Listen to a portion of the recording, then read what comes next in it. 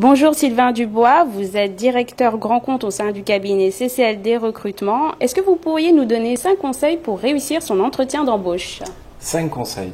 Le premier, c'est peut-être une porte ouverte qu'on enfonce, mais c'est de se renseigner sur l'entreprise avant de se présenter en entretien.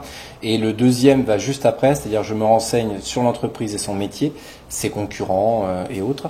Et je me renseigne également sur la personne que je vais rencontrer. Essayer d'obtenir les informations sur l'interlocuteur en face à face.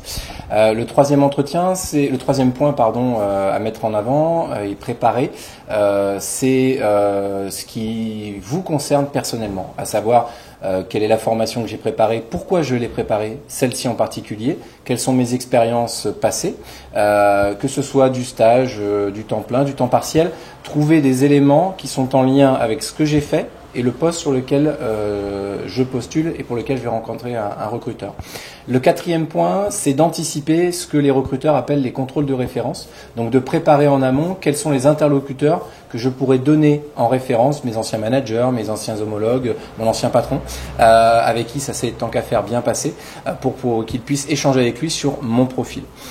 Et le dernier point, en fait, c'est de se préparer, on va dire, aux questions malheureusement encore aujourd'hui bateau, pourquoi moi et pas un autre, quelles sont mes qualités, mes défauts, toutes ces choses-là, il faut essayer de les dépasser, mais sachez quoi qu'il en soit que quelle que soit la façon dont c'est formulé, on va revenir à ces éléments-là.